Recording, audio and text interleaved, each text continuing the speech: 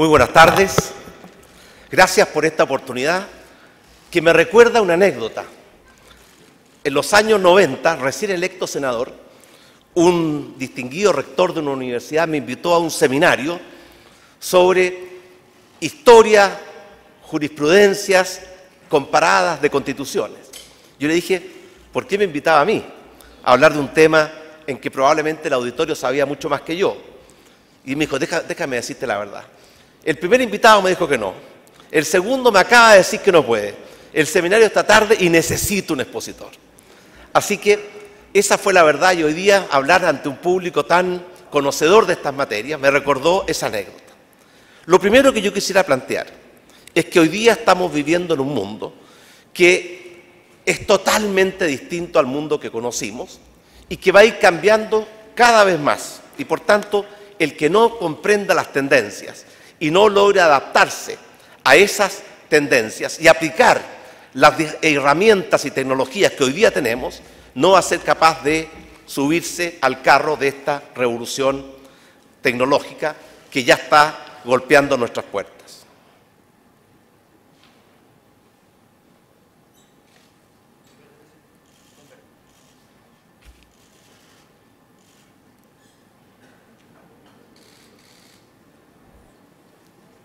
¿Qué botón verde? Gracias. Bueno, hoy día en el mundo hay 7 grandes tendencias. Primero, está surgiendo un auge de liderazgos populistas, anti-establishment y que quieren hacer cambios muy profundos respecto a la forma en que ha funcionado la política en las principales democracias del mundo.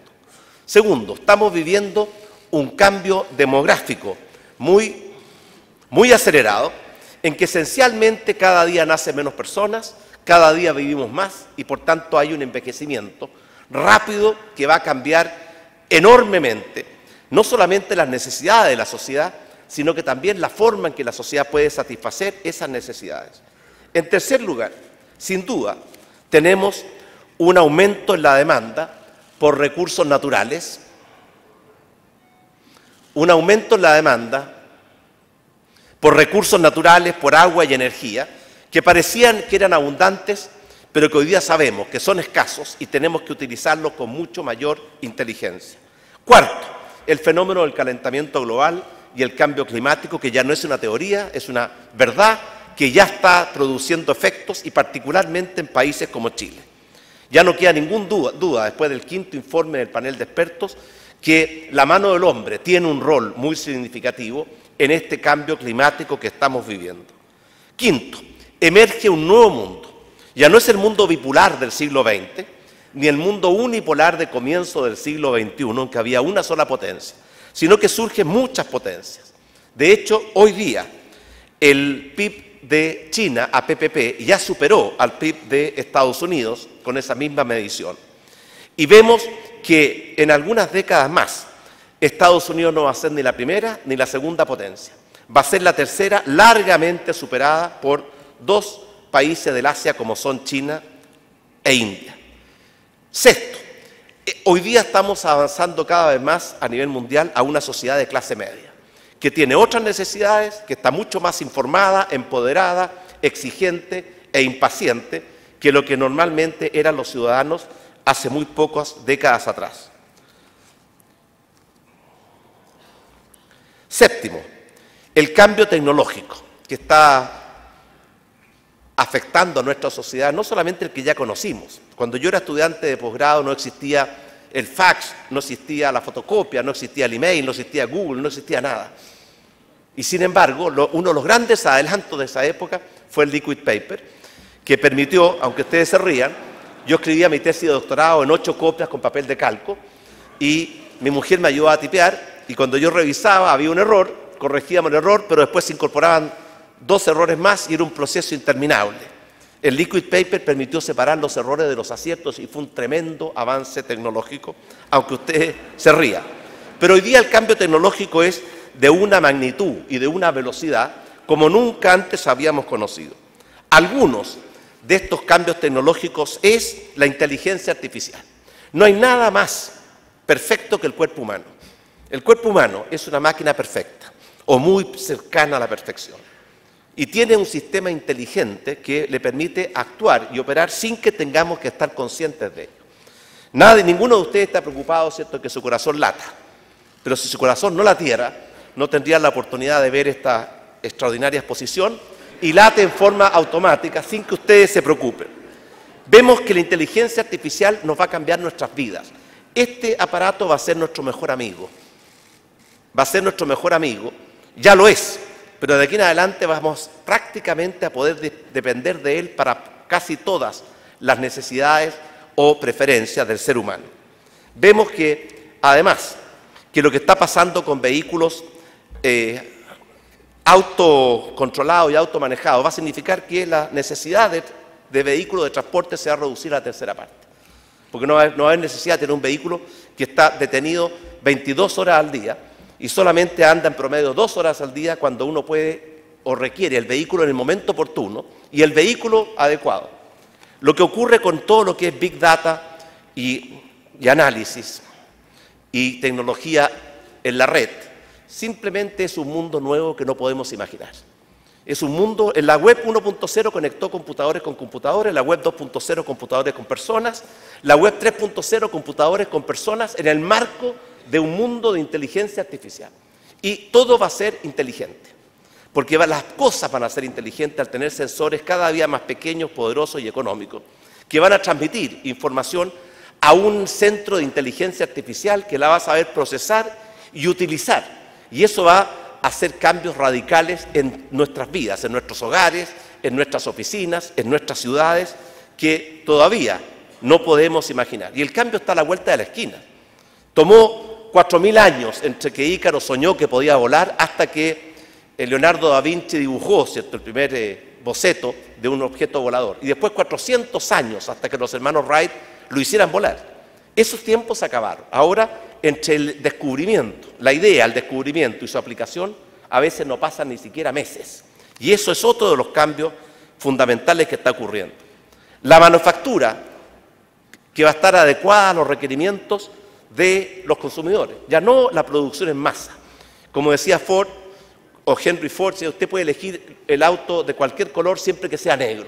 Aquí cada uno va a elegir lo que quiere, se le va a producir a su propia preferencia en forma absolutamente personalizada. Y eso significa que va a haber un cambio brutal en el concepto de la fábrica, en que todos concurrían a un lugar normalmente muy distante de sus hogares para producir bienes uniformes que después tenían que comprar los consumidores porque no tenían opción.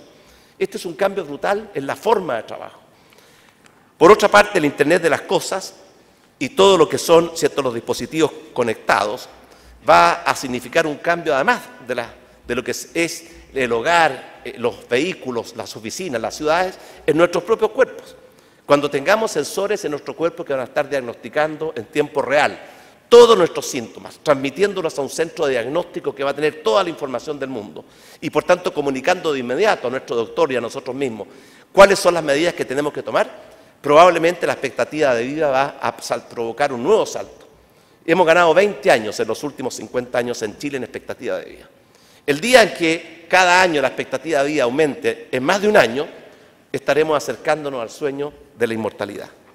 Lo que significa robots y drones va a ser otro cambio radical, porque en vez de funcionar en la mecánica humana, vamos a funcionar, ¿cierto?, con robots que probablemente van a reemplazar la mitad de los trabajos y van a crear otros. La pregunta es si Chile quiere estar de qué lado, donde se crean o donde se destruyan.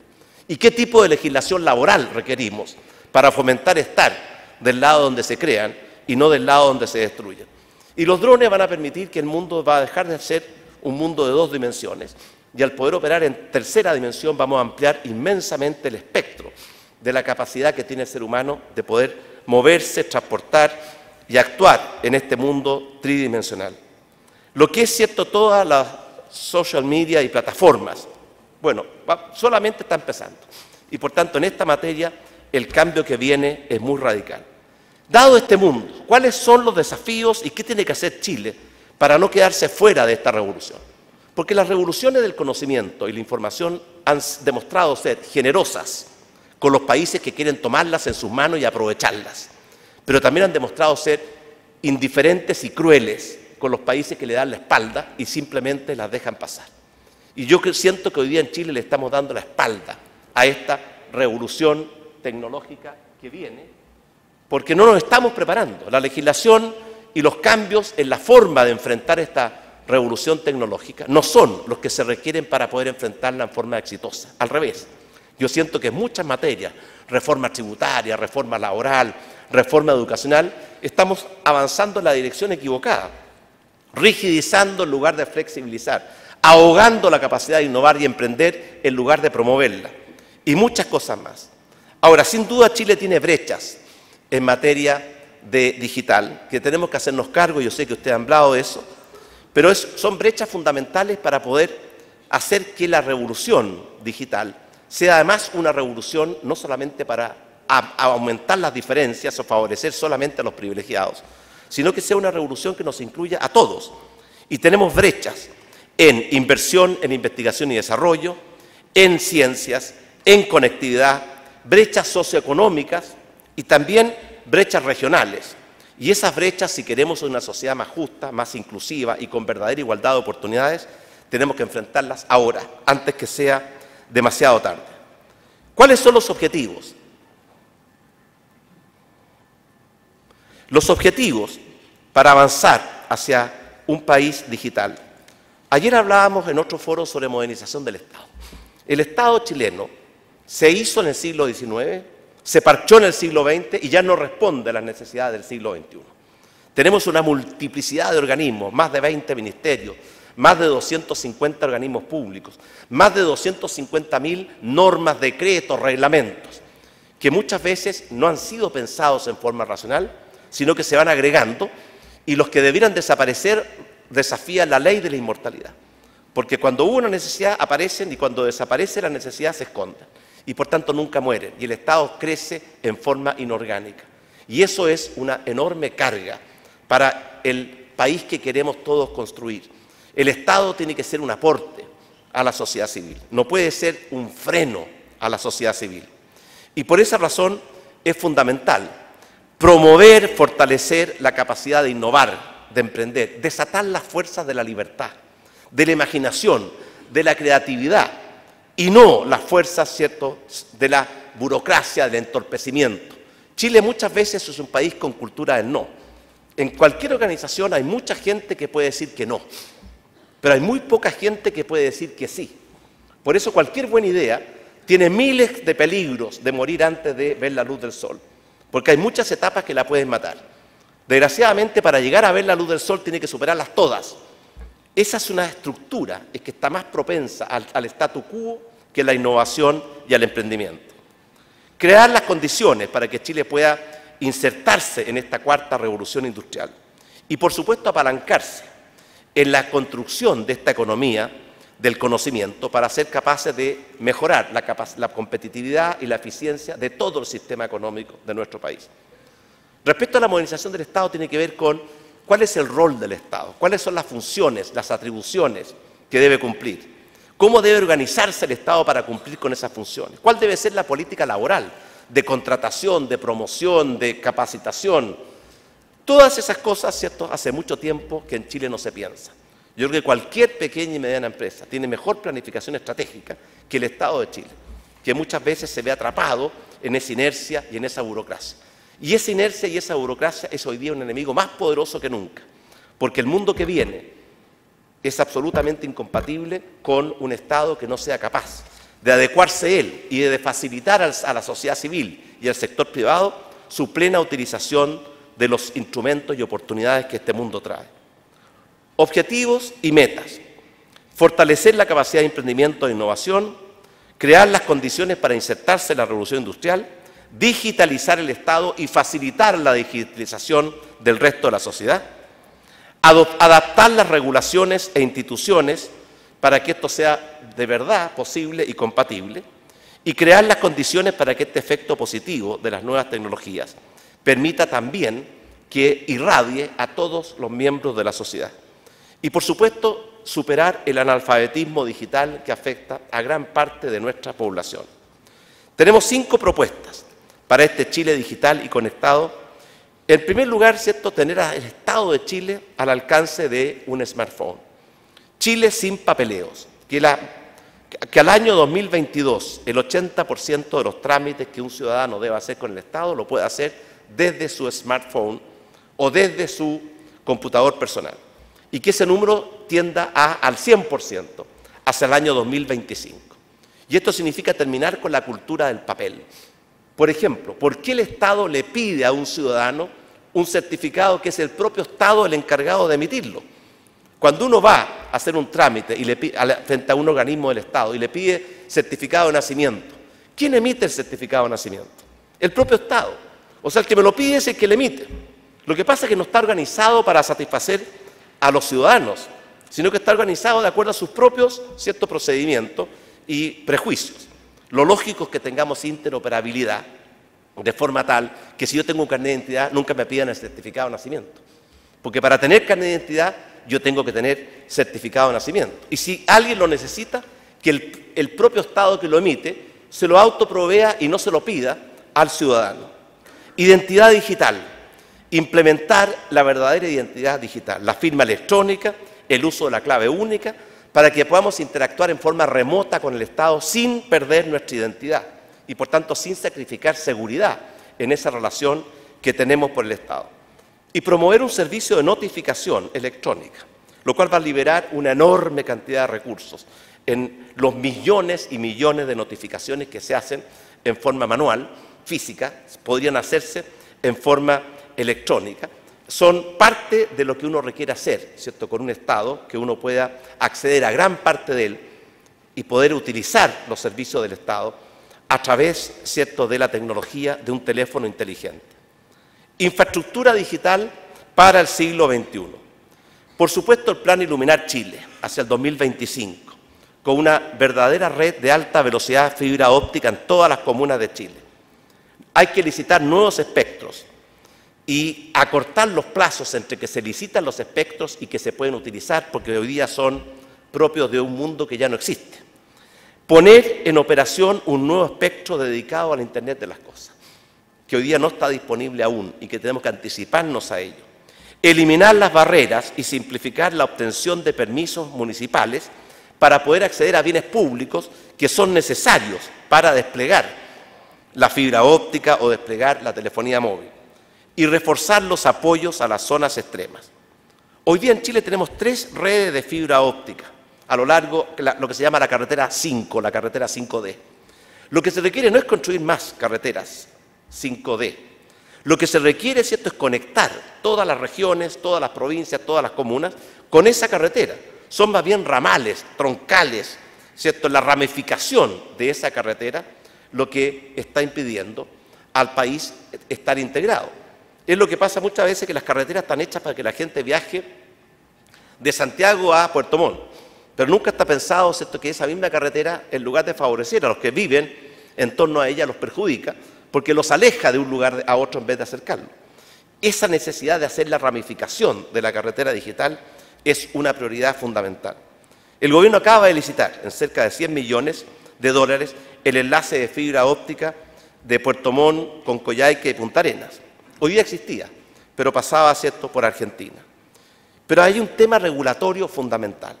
Tenemos que revisar y cuestionar y adaptar todas las regulaciones que no estaban pensadas para este mundo digital y esta revolución tecnológica y esta sociedad del conocimiento.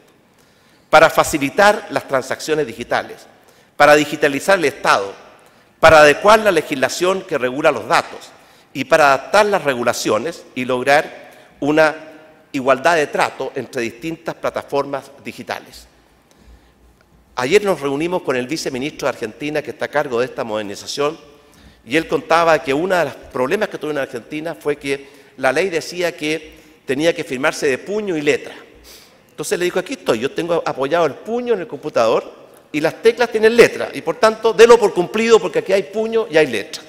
Sin embargo, el abogado decía no es de puño y letra y por tanto esto no es puño y letra. Eso de poner dificultades porque sí, porque muchas veces, ¿cierto?, como yo le decía, esta cultura del no, muchas personas tienen facultades para decir que no y no para decir que sí. Y eso existe en casi todas las organizaciones, particularmente en el sector público, que, ¿cierto?, a veces ¿cierto?, el famoso reason why, ¿cierto?, hace que en lugar de colaborar a que se adecúe la legislación a la realidad, muchas veces es el principal obstáculo para que esa realidad pueda beneficiar a los ciudadanos. Y, por supuesto, el programa de educación para que el mundo, Chile y sus ciudadanos se puedan incorporar. Yo creo que en esta materia hay que hacer un cambio drástico. Yo sé que todo se quiere meter a la malla curricular de los estudiantes, pero el idioma digital y el idioma inglés van a ser dos idiomas sin los cuales vamos a ser analfabetos en este mundo que viene. Y tenemos que tomarlo en serio e incorporarlos a la malla curricular. Lo mismo el desarrollo de habilidades en ciencia, tecnología, ingeniería y matemáticas, a partir de programas pilotos en universidades o centros de investigación. Y el fomento de programas de formación dual. Servicios digitales es otra área donde hay un potencial gigante. En salud, la ficha médica única electrónica, a la cual accede el paciente porque tiene un código y él le puede dar acceso a cualquier médico quien lo autorice y por supuesto la tendrá su médico personal. Y eso le permite conocer su historial entero en cualquier parte que tenga que recibir o necesitar una atención médica. El nuevo portal ciudadano de salud, que va a regular y va a tener, ¿cierto?, todos la capacidad de definir consultas, interconsultas, ¿cierto?, y poder facilitarle a la persona acceder a los servicios de salud sin tener que levantarse a las 4 de la mañana, con el alto riesgo de que cuando llega a las 10 de la mañana se acabaron los cupos y tiene que volver a hacerlo al día siguiente. Mire qué forma más torpe de racionalizar, cuando la tecnología hoy día permite racionalizar con un costo infinitamente menor para las personas. Y el hecho de que haya una sala de espera llena de personas no aumenta la capacidad de atención de ese consultorio, solamente maximiza el costo y el sufrimiento a las personas que tienen que someterse a esa despreocupación y falta de respeto del sector público con los ciudadanos.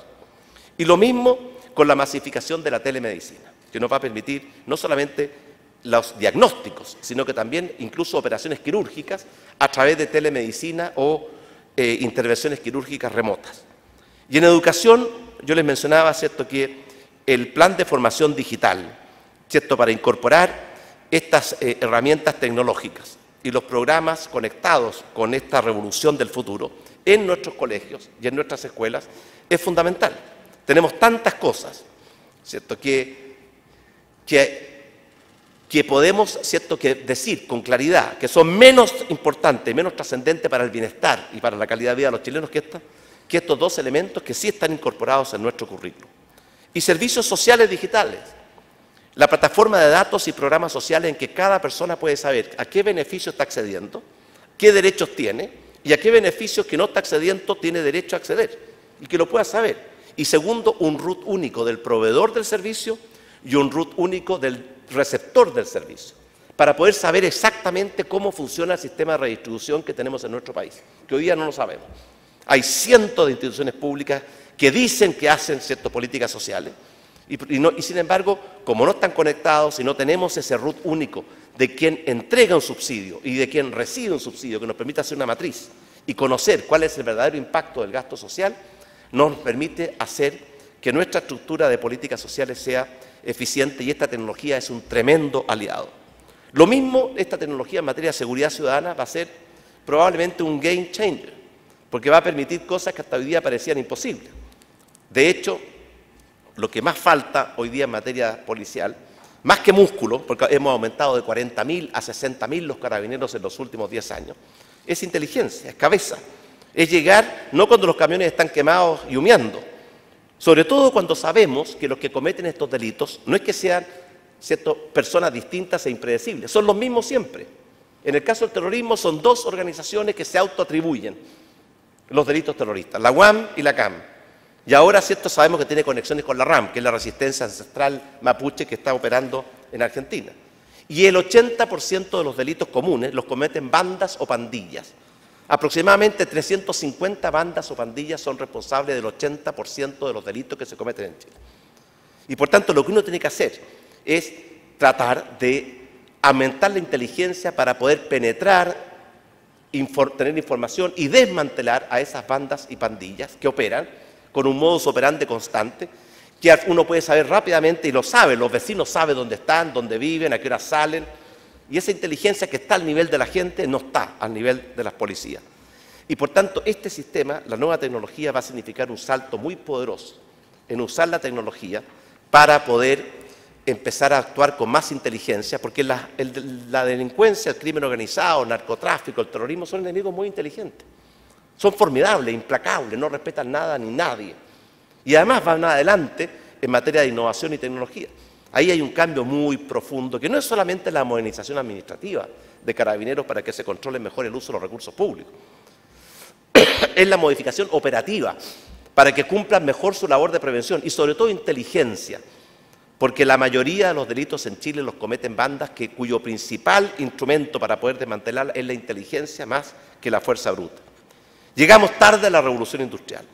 No podemos llegar tarde a esta nueva revolución que está golpeando nuestras puertas. Y no solamente está golpeando nuestras puertas. Hay un reciente informe de la OECD que muestra todas las tecnologías que vienen, que son, y les pone fecha de cuándo va a estar aplicables, cuál va a ser su impacto, cómo va a alterar nuestras vidas, a qué industrias van a amenazar. ¿Cuántas industrias desaparecieron sin que nos diéramos cuenta? La industria discográfica desapareció. La industria de las fotos tradicionales desapareció, producto que la tecnología crea y destruye.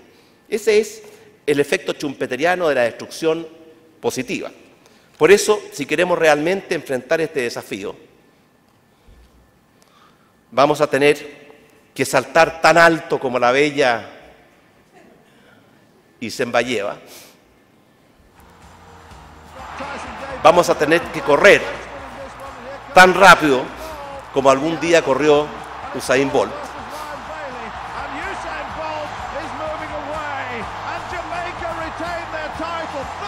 Y vamos a tener que tener una tremenda resiliencia, como la demostró Farah. Vean ahí, el que se cae es Farah. Cualquiera diría, se acabó la carrera para él. Bueno, se paró, volvió a correr y ganó la medalla olímpica. Y son 3 características: altura, velocidad, resiliencia. Porque yo siento que en Chile sobran izquierdas y derechas. Lo que falta es profundidad y altura. Muchas gracias.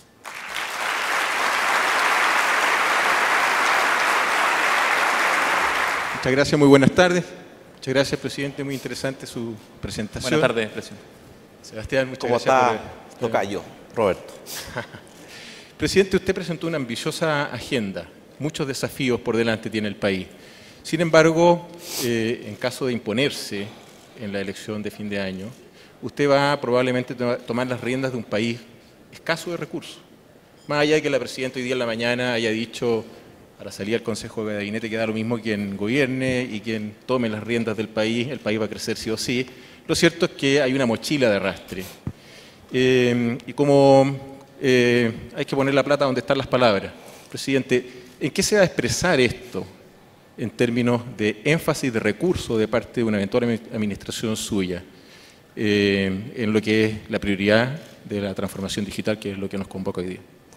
Bueno, yo en primer lugar no comparto la opinión de la presidenta, la respeto naturalmente, de decir que da lo mismo quien gobierne, que las cosas pasan porque sí, porque lo que hace la diferencia, entre muchas otras cosas, respecto al desarrollo de los países son los buenos y los malos gobiernos, las buenas y las malas políticas públicas. Tampoco comparto la teoría del ministro Izaguirre, que cree que todo es un problema de buena o mala pata. Yo recuerdo muy bien que en el segundo semestre del año 2013, cuando se dio a conocer el programa de la que entonces aparecía como muy probable ganadora de las elecciones, la presidenta Bachelet, se empezó a producir, primero cayó la inversión, después cayó el consumo y después cayó el producto. Porque las economías viven no solamente de la realidad, también viven de las expectativas. Y yo creo que después de 4 años de vacas flacas, hay un renacimiento de expectativa y de esperanza.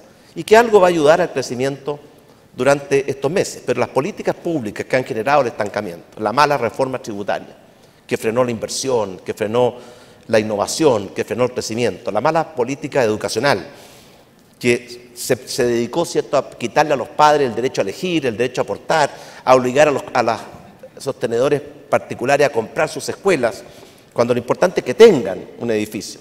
Si lo tiene arrendado, se los prestaron, está en leasing, no es lo importante. Y que no se preocupó de la calidad. Y la mala reforma laboral, que en el fondo lo único que genera es no comprender este mundo que viene, que requiere flexibilidad, que requiere innovación, que requiere que las partes puedan adecuarse al mundo que viene, son en parte importantes, responsables del estancamiento que vive Chile. Pero, ¿cómo poder ponerle énfasis a esta agenda?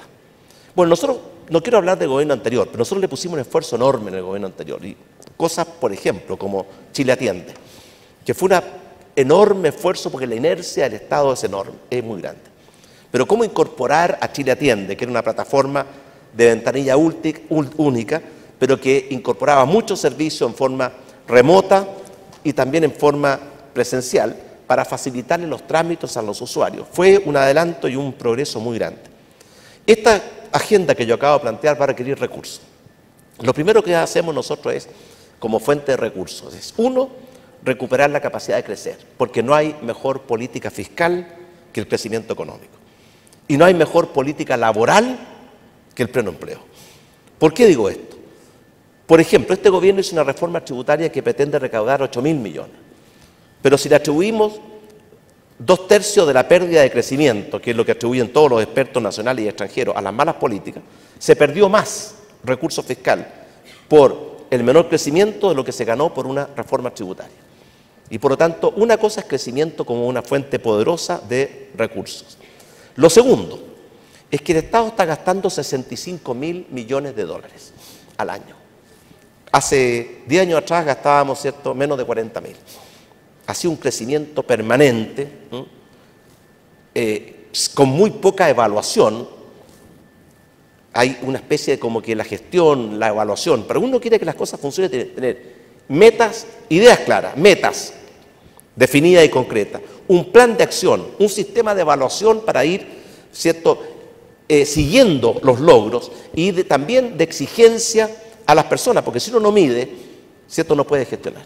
Por ejemplo, el programa Chile Gestiona, que se aplicó desde el Ministerio de Hacienda, el ausentismo en el sector público no estaba siendo medido.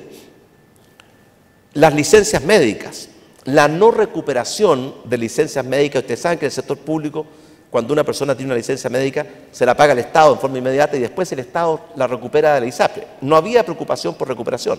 Entonces yo sí creo que con buenas políticas públicas, que vamos a tener mayor crecimiento y además hacer una profunda revisión para cortar toda la grasa que aún existe en el sector público y poder en consecuencia fortalecer el músculo de prioridades como esta, de hacer de Chile un país moderno, digital y que entre a esta sociedad nueva, va a ser una prioridad y un compromiso presidencial. Pero, señor Piñera, en ese contexto, ¿hay espacio entonces, por ejemplo, para aumentar el gasto del Estado, la inversión en I+D? ¿Hay espacio para eso y subir de ese 0,4% que usted presentaba frente a una cifra mucho más alta, 2,4% de la OCDE? Definitivamente. Yo creo que la inversión en I+D en Chile es más que lo que mide es ese. ¿Tiene alguna estimación? Sí, es más, porque habría que entrar ya en una cosa metodológica de cómo se mide. Ajá.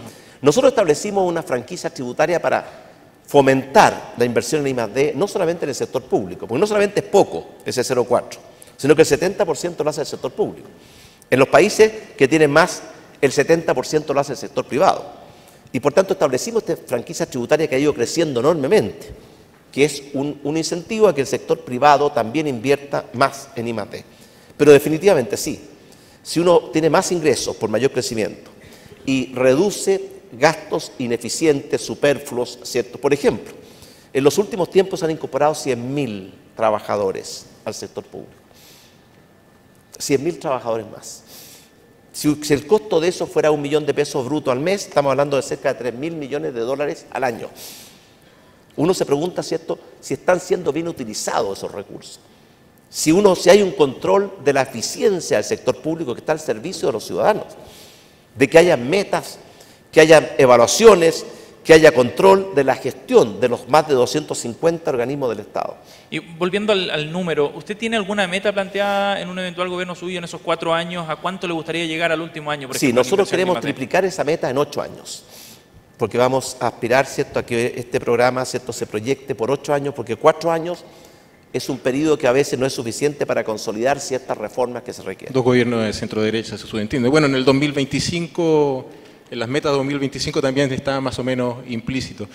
Presidente, en materia de modernización del Estado, vimos a principios de los 90 y después con continuidad en el tiempo todo lo que ha hecho Impuestos Internos, que ha sido notable. Está también el escritorio empresa.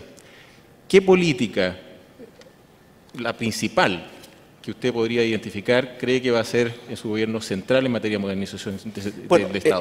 ¿Cuál le gustaría? Sí, lo primero es reconocer que, de acuerdo a múltiples indicadores, el Estado se ha ido quedando atrás. No ha ido evolucionando con la velocidad con que evoluciona el mundo, ni tampoco con la velocidad que evoluciona la sociedad civil. Y por tanto, la modernización del Estado es fundamental, porque tenemos muchas áreas de modernización. Una pregunta es así, ¿por qué tenemos 250 organismos públicos? ¿Por qué cuando uno toca cualquier problema? Yo discutía hace un tiempo atrás con el presidente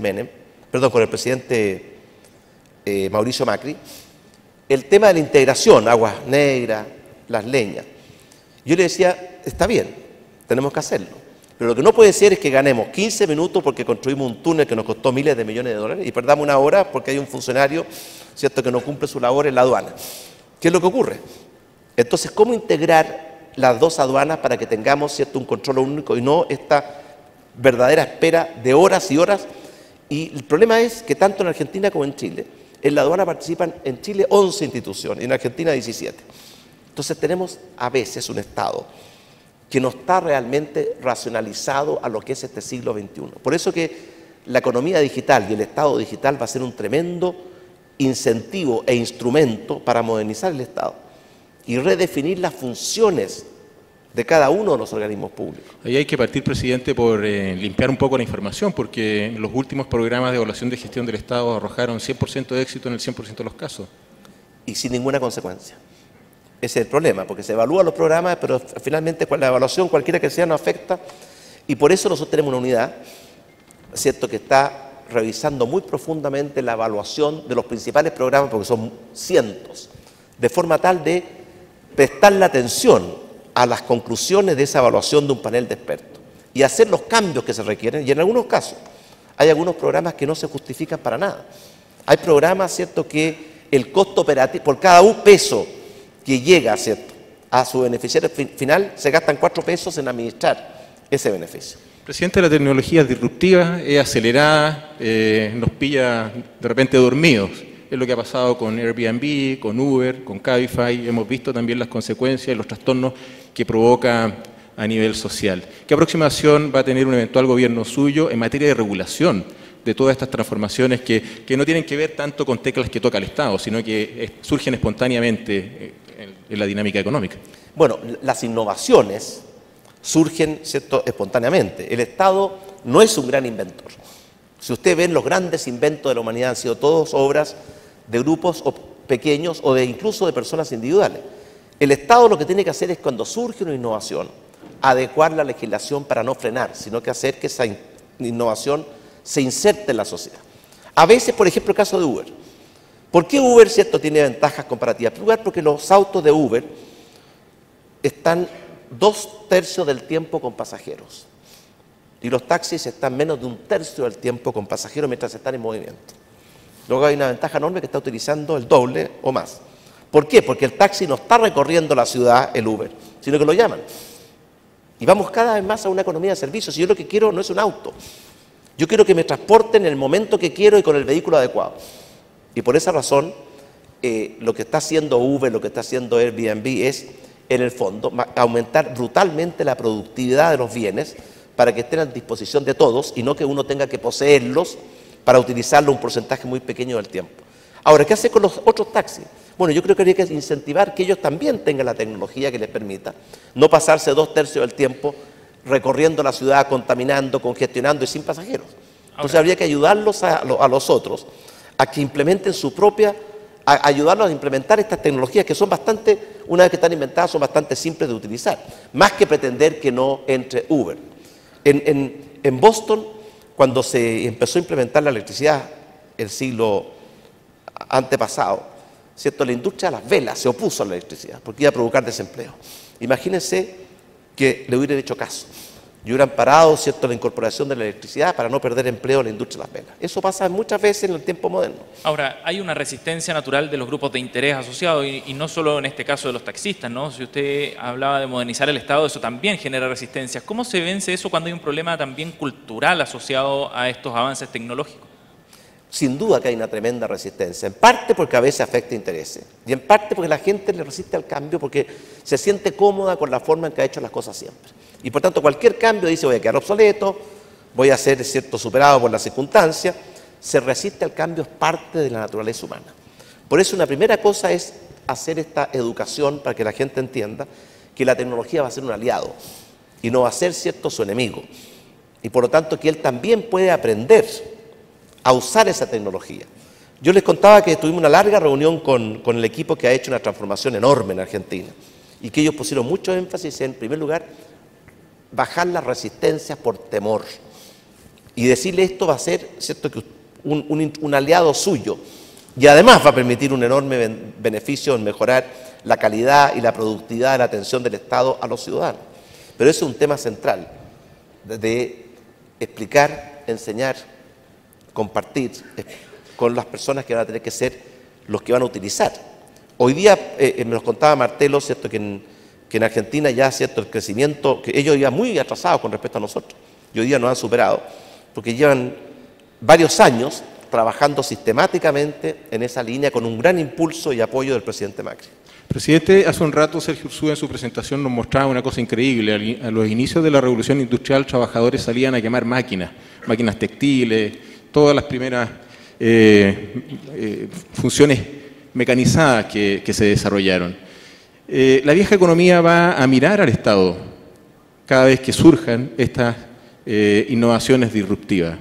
Yo le preguntaba cuál es la respuesta en general, la aproximación en general que tendría el Estado bajo su mano frente a estas situaciones, porque si no se abre un poco el Far West, ¿no? Hemos visto cómo los taxistas convencionales de repente acorralan a un conductor de Uber, lo golpean, no sé si ha habido hasta quema de vehículos, vimos lo que pasó en el aeropuerto, y surge una tremenda presión social, porque el Estado tome cartas en el asunto. La aproximación general frente a esto que, como usted decía, está partiendo alto, rápido, y digamos que va a seguir seguramente creciendo exponencialmente. Bueno, siempre estas innovaciones son muy resistidas. Hay leyendas que la persona, ¿cierto?, que no descubrió, sino que se encontró con el fuego, lo quemaron. Y al que inventó la rueda, ¿cierto?, lo amarraron a la rueda y lo hicieron girar. Y así sucesivamente, porque hay una manera de ejemplificar que hay una resistencia a los cambios. Por dos razones. Porque uno ataca o hiere intereses o porque la gente se siente cómoda en el statu quo. Y el Estado en eso no puede tener ninguna duda. Tiene que facilitar y ojalá igualar condiciones para que las innovaciones se puedan aplicar en beneficio de la gente. Y no ponerle la proa. Y ojalá a los sectores antiguos decirle esta innovación también a ustedes los puede ayudar a ser más eficientes. Porque muchas de estas innovaciones se pueden aplicar también a la economía antigua. Pero sin duda, si el Estado toma una actitud de resistencia frente al cambio, ¿cierto?, vamos a tener que los enemigos del cambio van a ser tan formidables que el cambio no va a llegar con la velocidad ni con, ¿cierto?, la intensidad que se requiere. Señor Piñera, respecto al tema laboral, usted hablaba también de la necesidad de una regulación laboral distinta para enfrentar estos cambios, más flexible. ¿Podría profundizar en eso en particular? ¿Qué cambios o qué modificaciones le gustaría introducir, considerando que ya hubo una modificación al Código Laboral en este gobierno? Pero la dirección absolutamente equivocada. Lo sé, lo sé. Mire, en la época industrial, la revolución industrial inventó el sistema de la línea de producción. Y por tanto, todos los trabajadores tenían que estar en el mismo lugar porque cada uno apretaba una tuerca, ¿cierto?, o hacía una función que era continua con la otra y tenía que hacerla en esa línea de producción. Y se generó la cultura de la revolución industrial, que la gente vivía en un lugar y todos concurrían a un mismo lugar de trabajo y producían en serie. Bueno, ese mundo está terminando y por tanto tenemos que prepararnos para que en el futuro lo más probable es que ese concepto de la fábrica con línea de producción va a ir evolucionando hacia, a través de las impresoras 3D, de que cada uno va a diseñar, ¿cierto?, el producto y el bien, y al comienzo lo irá a fabricar, ¿cierto?, en el almacén de la esquina hasta que lo tenga en su propia casa. Y eso va a significar cambios muy fuertes. La gente no va a tener por qué trabajar todos en el mismo lugar. va a haber mucho más trabajo desde el hogar o desde distintos espacios. Y la legislación chilena hace eso prácticamente imposible. Si una persona trabaja desde su hogar, como es dependiente, porque tiene horario, o sea, tiene horario, tiene metas, tiene cierta supervisión, la empresa tiene que hacerse cargo, ¿cierto?, de que hayan, ¿cierto?, 2 baños, uno para hombres y otro para mujeres. A lo mejor en esa casa, ¿cierto?, hay un solo baño para la familia. Entonces ahí tenemos una primera regla que es absurda, que queramos aplicarle a una lógica industrial del siglo XIX, ¿cierto?, a una realidad totalmente distinta al siglo XXI. ¿Qué es lo que más requiere este mundo que viene en materia laboral? Flexibilidad, adaptabilidad, que la gente pueda organizar mejor, ¿cierto?, cómo presta sus servicios, dónde, cómo, cuándo. Y la legislación laboral hizo todo lo contrario. Lo que se llama, ¿cierto?, la titularidad, o aquí, ¿cierto?, el bautizar las cosas es muy importante en la vida humana, porque no es titularidad, yo diría es monopolio sindical. El sindicato le quitó a los trabajadores su capacidad de decidir y les arrebató ese derecho, se lo autoasignó. Sobre pretexto, ¿cierto?, de la titularidad sindical, sobre pretexto de que el trabajador no sabe lo que es mejor para sí mismo. Mire, es una filosofía equivocada. ¿Quién quiere más a sus hijos? ¿Quién sabe mejor lo que es bueno para sus hijos? ¿Los padres, una tómbola o un funcionario que ni siquiera los conoce? Y sin embargo, la lógica del Estado es pensar que esa tómbola o ese funcionario sabe mejor lo que es bueno para nuestros hijos. Y eso no solamente porque ya no podemos elegir la educación ni tampoco podemos aportar. Por ejemplo, el Estado se comporta como el perro del hortelano porque no da educación pública de calidad, pero tampoco permite que los padres que quieran voluntariamente puedan mejorar la calidad de la educación de sus hijos. Y lo que tenemos hoy día es que mientras la educación pública, la calidad de la educación pública no llegue a los niveles que está la clase media está estancada. Porque no aumenta, porque cada vez que aumenta el aporte el aporte del Estado disminuye el cofinanciamiento y por tanto va a quedar congelado el gasto en educación con todos los desafíos que tenemos por décadas. Y sin embargo se insiste en eso. Lo mismo con la capacidad de los trabajadores de decidir cómo estructuran su horario. Hoy día en Chile una jornada completa se puede estructurar solamente entre 5 y 6 días. No tiene otra opción, salvo que uno tenga que ir, ¿cierto?, y a recibir la autorización discrecional de un funcionario de la Dirección del Trabajo. Entonces, ¿eso por qué? El Estado le ha quitado a los trabajadores y en ciertos casos se lo ha transferido a los sindicatos atribuciones que le pertenecen a cada trabajador. Y es un atentado a la libertad y por supuesto es cierto que las cúpulas sindicales están muy contentas con esto, pero no los trabajadores. Presidente, ya estamos sobre la hora. ¿Usted diría que, dado los desafíos que tiene el país en materia de desarrollo digital, la institucionalidad que tenemos es deficitaria? Uno ve funciones distribuidas en distintas reparticiones, en Sexpress, en la Subtel, en el Ministerio de Economía, y uno diría, quizás aquí se puede entrar a picar un poco en materia de gobernanza institucional. ¿Cómo lo ve y qué plantea? Definitivamente, sí, está todo muy repartido, ¿cierto? Y desgraciadamente, ¿cierto?, genera contradicciones, superposiciones de atribuciones, y eso en lugar de acelerar y avanzar, frena, ¿cierto?, y hace retroceder. Y por tanto, está en nuestro programa de gobierno una redefinición, no solamente en la institucionalidad en materia de esta revolución digital, sino que en muchas otras áreas. Yo lo decía, el Estado chileno requiere, cualquier pequeña y mediana empresa tiene mejor planificación estratégica, cuáles son los desafíos, cuáles son las metas, cómo me tengo que estructurar, cómo tengo que organizar, cómo creo mis incentivos. El Estado se hizo en el siglo XIX, partimos con 5 ministerios, hoy día ya llevamos más de 20. Se fueron creando instituciones, tenemos más de 250 organismos públicos. Y cualquier tema particular que ustedes quieran tomar, aduana, medio ambiente, no es una, son 7 u 8. Y tenemos más de 250.000 normas. En materia laboral tenemos el estatuto administrativo, el estatuto docente, el estatuto municipal. Una cosa, cierto, que está pensada, no desde el punto de vista cómo hacer del Estado un proveedor de servicios de calidad a los ciudadanos, sino que en el fondo el Estado un poco, cierto, que nace como un acuerdo de las personas, porque las personas son anteriores al Estado. Pero una vez que nació, se confundió y pensó que tenía objetivos propios. Y eso requiere cambios muy profundos. Bien. Y requiere entrar a picar, como dice usted, señor Sabaja. Señor Piñera, muchísimas gracias por haber venido al 5º Summit de País Digital. Muchas gracias. Muchas gracias.